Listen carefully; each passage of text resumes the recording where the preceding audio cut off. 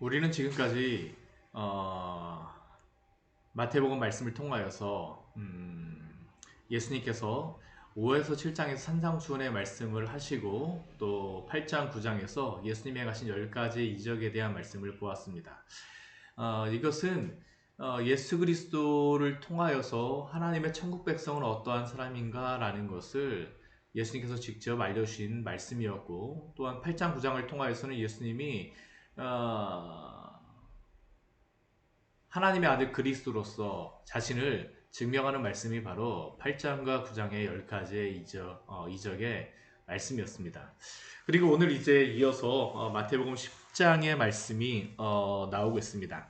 마태복음 10장은 보통 제자 파송 설교라고 우리가 부르곤 하는데, 마태복음 우리가 잘 보게 되면 이 구성이 5개의 설교가 이 중간중간에 들어가 있는 것을 볼 수 있습니다. 첫 번째 설교는 마태복음 5장서부터 7장까지의 산상수훈의 말씀이고, 두 번째 설교는 오늘 제자를 파송하시면서 주시는 그러한 말씀입니다.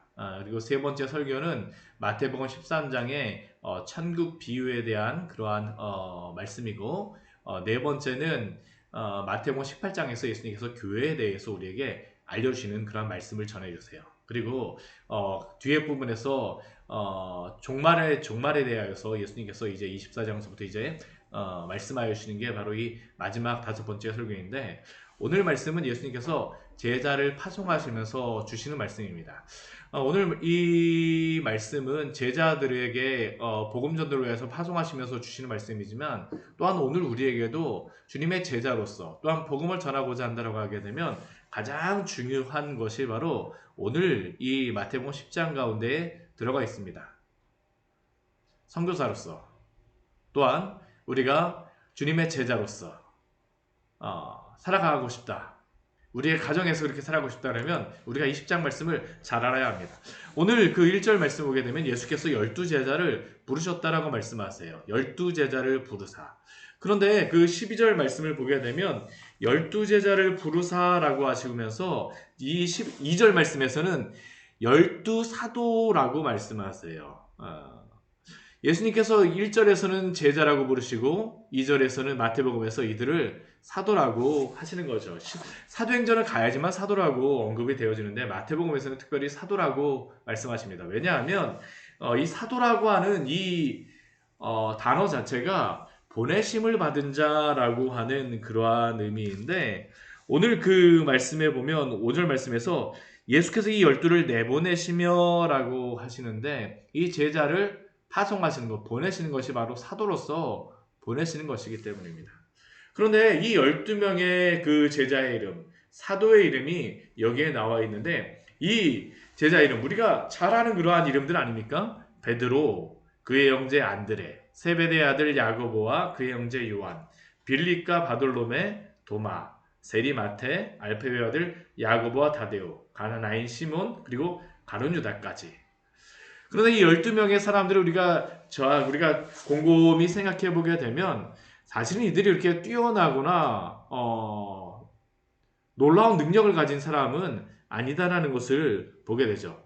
오히려 이들은 세상이 보기에는 범부였었고, 예수님의 사도로서 이 일을 감당할 수 있을까라고 생각이 들 만한 어찌 보면 좀 부족해 보이는 사람들이었습니다. 그런데도 예수님께서는 어떻게 하십니까? 이들을 사용하십니다. 이들이 면면을 한번 보십시오. 베드로, 그의 형제 안드레, 세베대 아들 야고보, 요한, 빌립, 바돌로메, 이 사람들은 다 어떤 사람들입니까? 다 어부 출신들입니다. 갈릴리의 어부예요. 이들이 어부로서, 범인으로서 성경에 대해서 알지 못하는 사람들입니다. 어디 그뿐입니까? 세리마테. 우리가 앞에 말씀에서도 보았었지만 이 마테라고 하는 인물은 세리였습니다. 죄인이라고 불렸던 인물이죠. 그런데도 불구하고 예수님께서는 마태를 세리였음에도 불구하고, 사람들에게 죄인이라고 불렸음에도 불구하고 제자로, 사도로 부르십니다. 그리고 또 뒤에 보면 가나나인 시몬, 이 가나나인 시몬이라고 하는 사람은 민족주의자입니다. 셀로신이라고 하는데 이것은 열심당을 의미합니다. 민족주의자로서 로마로부터 독립을 외쳤던 사람이 바로 이 시몬입니다. 가룟 유다는 뭐 예수님을 판자니까 말할 필요도 없죠. 그런데 예수님께서는 이러한 사람들을 부르셔서 제자로 삼으십니다. 이들의 성격이 좋습니까? 베드로 같은 경우 어떻습니까? 성격이 급해서 여러 가지 실수도 많이 합니다. 우리 야고보와 요한 같은 경우는 어떻습니까? 정말 불같은 성격이죠. 보아너게 천둥의 아들이라고 말씀하시는데, 이들 같은 경우에는 정말로 그 예수님이 사마리아를 지나가고자 하시는데 못 지나가게 하니까 우리가 가서 이들에게 불을 내리리까라고 말했던 사람이 바로 이 야고보와 요한입니다. 얼마나 한성가라는 사람들입니까? 도마 같은 경우 어떻습니까? 의심 많은 제자였었죠. 마태 같은 경우는 말할 필요도 없고요. 세리라고 불렸던 그 죄인이라고 불렸던 그 사람, 시몬이라고 하는 사람은 아까 열심당 민족주의자. 그런데 예수님께서는 이들을 부르셔서 당신의 사역을 하십니다. 예수님께서 성경 한 권도 쓰지 않으셨어요. 이들이 썼습니다. 예수님 이들을 사용하셨어요. 왜 이들을 사용하십니까? 우리 시편 8편 말씀에 오게 되면 어린아이와 젖먹이의 입으로 말미암아 원수와 보좌로 잠잠케 하시며, 비록 부족하지만 하나님께서 이들을 사용하심으로, 주님께서 이들을 사용하심으로 하나님의 그 능력을 드러내시는 것입니다. 사랑하는 성도 여러분, 제자로 살기를 원하십니까? 그러나 능력이 없다라고 때로 낙심하십니까? 걱정하지 마세요. 주님께서는 능력을 보고 제자를 사용하지 않으십니다. 능력을 보고 사용하지 않으세요. 비록 부족하다 할지라도 주님께 붙들려 있는 자, 주님을 따르는 자들을 사용하시죠. 그리고 또한 이들 가운데에서는 분쟁이 일어날 만한 여건도 많이 가지고 있습니다. 세리 마태 같은 경우는 민족의 그러한 역적이라고 부를 수 있는 사람이 세리들이죠. 더군다나 이 시몬 같은 경우는 아까 열심당 민족주의자인데 이 둘이 만나면 어떻겠습니까? 날마다 싸울 수 있어요. 그런데도 어떻습니까? 하나가 되어집니다. 비록 이들이 예수님 십자가에 달리시기 전까지 서로 다투고 여러 가지로 의견도 안 맞았지만 복음 안에서 어떻게 됩니까? 다 하나가 되어집니다. 바로 이 복음의 능력이죠. 교회는 바로 이러한 사람들이 모여서 주의 교회를 이루는 것입니다. 교회에서 다르다라고 하여서 싸우고 다툴 이유가 되지 않습니다. 왜냐하면 다름을 통하여서 우리 주님께서는 또 당신의 다양성의 그러한 일들을, 다양한 사역들을 이루어 가시기 때문입니다. 사랑하는 성도 여러분, 그렇게 주님께 붙잡혀 주십시오. 제자들의 특징이 무엇입니까? 주님께서 부르신 자들이고, 주님께 쓰임을 받는 자들이 어떤 사람들입니까? 주님께서 보내시는 자들입니다. 이들이 주님께 붙잡혀 있을 때 사용받는 것입니다. 그러나 이들을 제자로 부르시고 또 사도로서 파송하시면서 이들이 어떻게 복음을 전해야 될지, 또 어떻게 제자로서 이 복음 사역을 감당해야 될지를 오늘 5절 이후 말씀에서는 말씀해 주세요. 먼저 이들에게 어디에 가서 복음을 먼저 전해야 될지를 알려주십니다. 어디에 가서 먼저 전할까요? 가까운 데 가서 전하라고 말씀하십니다. 우리 5절 말씀 보십시오. 이방인의 길로도 가지 말고 사마리아인의 고을로도 들어가지 말고 오히려 이스라엘 집에 잃어버린 양들에게로 가라. 우리 앞에 말씀에서 예수님께서 그 9장에서 무리를 보시면서 불쌍히 여기시니 이는 그들이 목자 없는 양과 같이 고생하며 기진하였다라고 하는데, 예수님께서 이들을 잃어버린 양들에게로 보내시는 것입니다. 예수님이 목자가 되었으니만 또한 예수님의 제자들은 또한 예수님을 따라서 또한 목자가 되어서 그 영혼들을 돌보라는 것이죠. 멀리 갈 필요 없습니다. 우리가 꼭 선교사님들처럼 멀리 해외로 갈 필요가 없어요. 가까운데 우리의 가족에게, 우리의 직장에서, 우리의 일터에서 잃어버린 양들이 얼마나 많습니까? 사실은 이들에게 복음을 전하기가 더 어렵죠.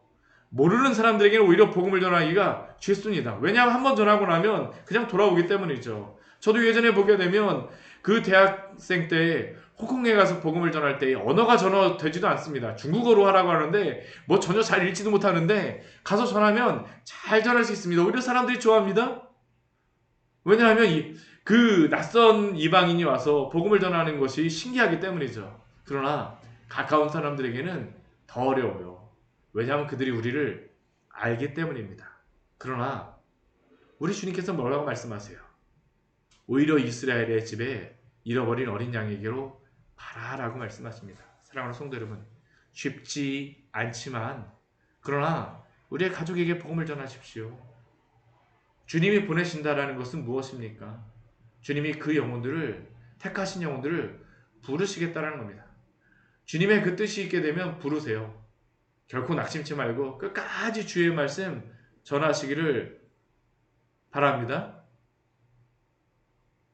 그리고 전파하는 그런 내용은 무엇입니까? 우리 7절 말씀해 보게 되면 천국이 가까이 왔다라고 전파라고 말씀하십니다. 이것은 세리요한부터 예수님도 이렇게 전하시죠. 예수님께서 첫 번째로 전하셨던 그 복음 전파의 내용이 무엇입니까? 회개하라, 천국이 가까이 왔다라고 외치지 않으셨습니까? 이들에게도 동일하게 전파하라고 말씀하시는 것입니다. 회개시키고 천국이 가까이 왔으니 그 앞에 굴복하라고, 하나님의 그 주권에, 예수 그리스도의 그 복음의 능력 앞에 굴복하라고 외치라는 것입니다. 우리가 많은 것을 전하는 것도 중요하지만 바른 복음 또한 복음의 핵심을 잘 전하는 것도 중요합니다. 회개하라, 천국이 가까이 왔느니라고 외치십시오. 우리 주님이 알려주신, 또 말씀을 들은 만큼 알려주십시오. 또한 주의 말씀을 공부하십시오. 그래서 무엇 해야 됩니까? 복음을 전해야 됩니다. 그리고 8절 말씀을 보게 되면 이 복음은 어떤 것입니까? 거저받았으니 거저주라라고 말씀하세요. 우리가 받은 이 복음의 진리, 우리가 무엇을 통해서 우리가 변화되었습니까? 바로 이 복음을 통해서 변화되었죠. 그런데 이 복음을 어떻습니까? 우리가 거저받은 것 아닙니까? 우리가 돈 받고 말씀 듣는 건 아니잖아요.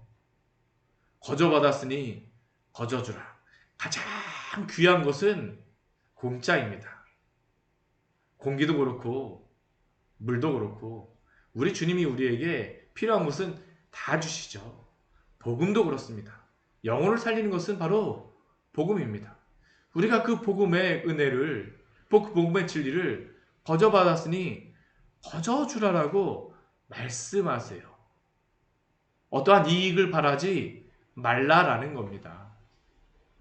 주의 제자들은 주의 복음을 전하면서 어떠한 이익을 바라면 안 된다라는 것이죠. 교회에서도 중요합니다.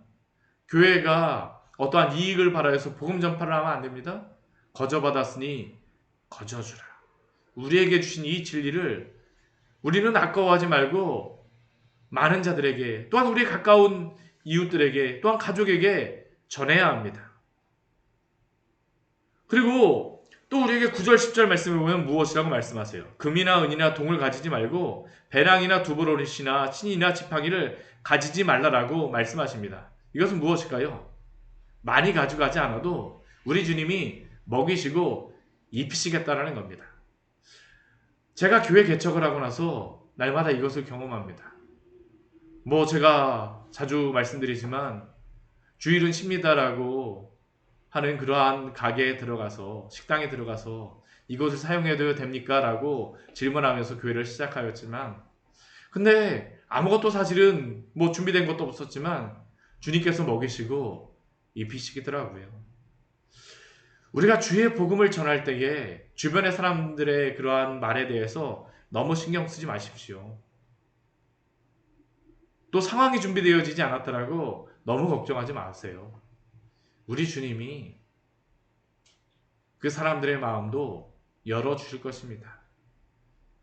환경이 되어지지 않았더라고, 금이나 은이나 동이 준비되어지지 않았더라고 우리 주님께서는 배낭에도 두보롯이나 신이나 지팡이를 가지지 말라고 말씀하세요. 우리 주님이 지키시고 먹이시고 또한 복음을 전하는 것에 함께 하시겠다는 겁니다. 긴급성을 가지고 가라고 말씀하시는 것입니다. 오늘 우리가 복음을 전하지 않으면 그 영혼을 잃어버릴 수 있기에 두보로치나 그런 것을 챙기는 것이 아니라 때를 얻든지 못 얻든지 복음을 전하라고 말씀하시는 것이죠. 또한 우리가 준비하지 못했다 할지라도 주님께서 어떻게 하십니까? 일꾼이 자기 먹을 것을 받는 것이 마땅하시니라 라고 말씀하시면서 우리 주님께서 먹이시고 입히시겠다는 겁니다.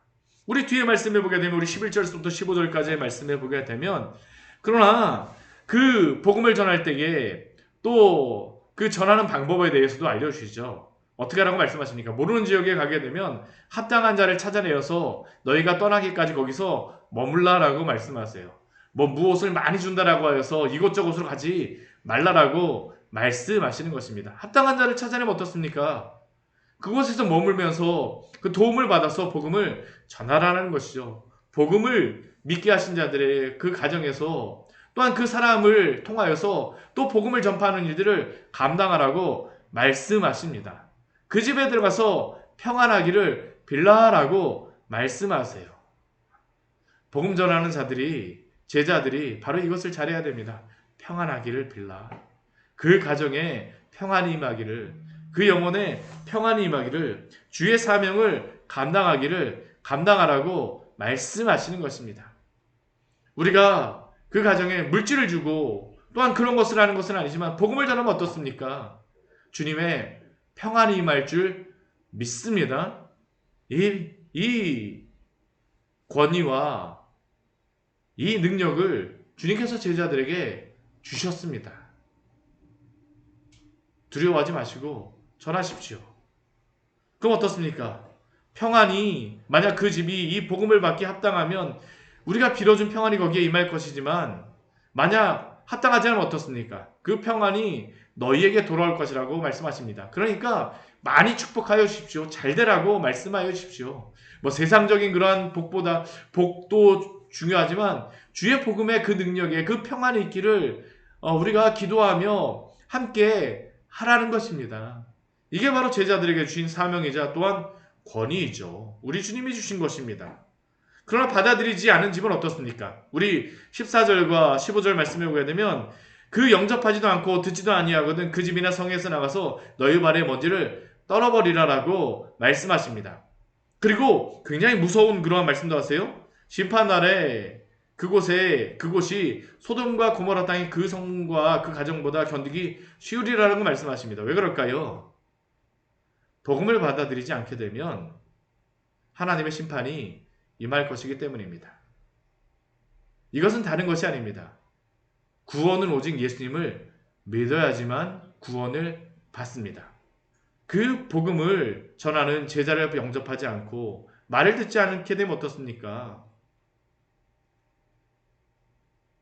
구원이 임할 수 없다는 겁니다.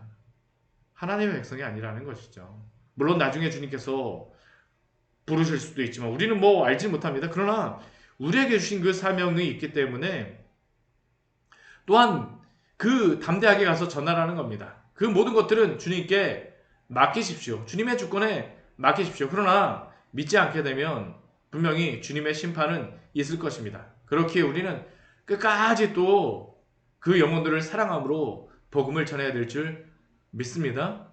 오늘 우리의 가족에게 이 복음을 전하십시오. 주님의 입술로 사용되기를 기도하십시오. 평안을 빌어주십시오. 축복해주세요. 남편에게, 아내에게 평안을 빌어주십시오. 자녀에게 평안을 빌어주십시오. 오늘 주님의 제자들에게 주신 사명이자 권한이자 또한 복입니다. 같이 기도하도록 하겠습니다.